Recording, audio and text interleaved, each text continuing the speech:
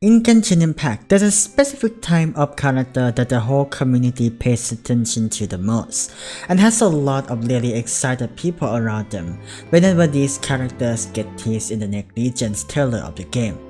They are arguably the most important characters in their respective legion, and have a significant role to play in the main quest of the game. They are a god that rule over their own nation. They are also usually extremely strong in the lore and gameplay. The type of character that I'm talking about is of course the Archon.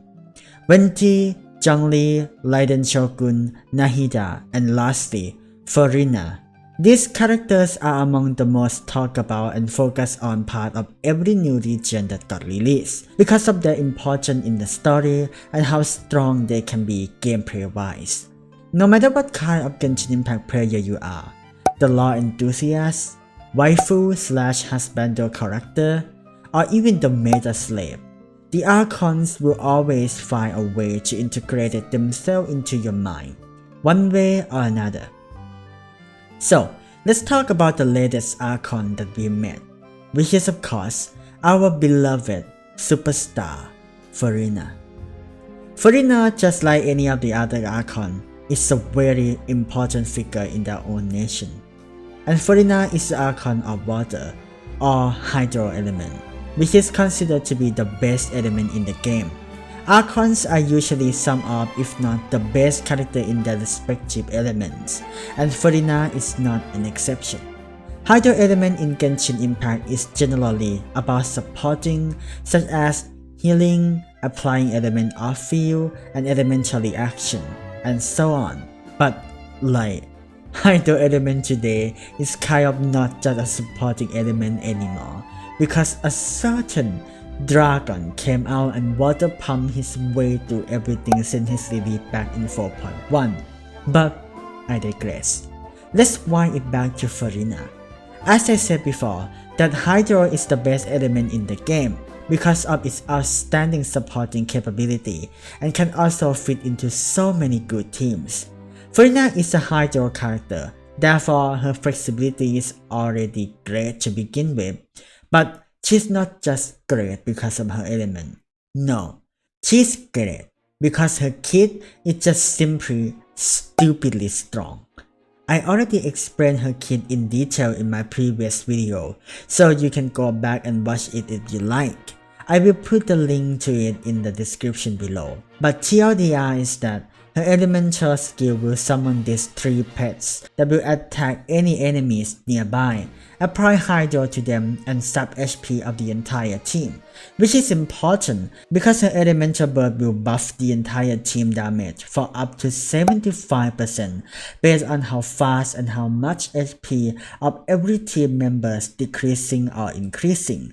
And she can also perform charge attack to change her form to Numa form and replace her 3 offensive pets to the healing one as well.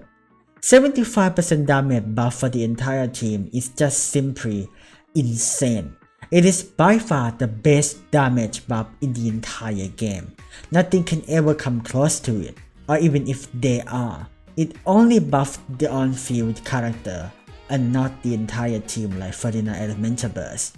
But she can only achieve all of these benefits if you pair her with a powerful healer. That's the aspect of her that cannot be overlooked. She needs a healer to function at her fullest. However, because nowadays there are a lot of teams that use a healer in the team anyway, so this restriction is not as bad as it seems. The best buffer in the game that also happens to belong to the best element in the game at the same time. No wonder she's at the top of a meta tier list since she released back in 4.2. However, this is not the only thing that makes her well loved by the community at large, since some people who doesn't concern themselves with meta are not going to like a character just because their strength and usefulness inspire a beast. No matter how strong a character is, if their design or writing is not up to par, so to say, not good, these people won't even give these meta characters a single glance. Bennett and Jingju are a great example of this.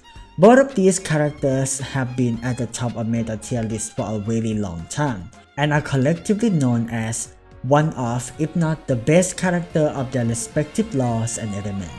Bennett as a pyro healer / buffer, and Jingju as a hydro or full damage dealer. But there are still some people who couldn't care less about these two characters, even though they are both just a 4-star characters, which is much easier to obtain and gain constellation for. The main reason why is because of Bennett and Jingju's design and stories. Both of the design is pretty mediocre, bland and uninteresting for some people, especially so in Bennett's case, but I have to say that I quite like Jingju's designs personally. Because of his feminine design, attire, and haircut make him unique and interesting to me. Just like Venti, Lini, and Baiju, who is a man, but with elegance and beauty.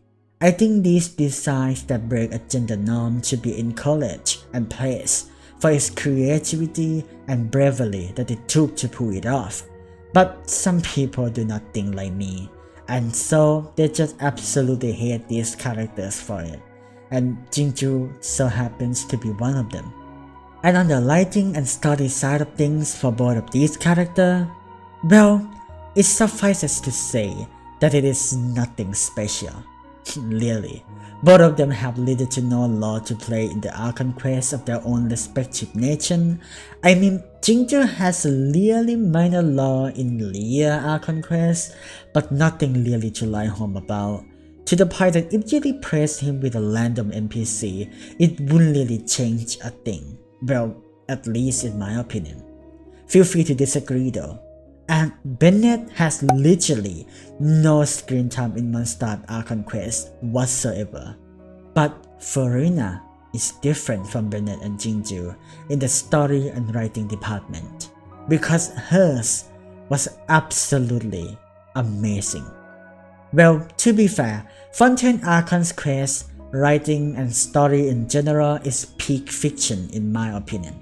Arguably the best Archon quest in Genshin Impact.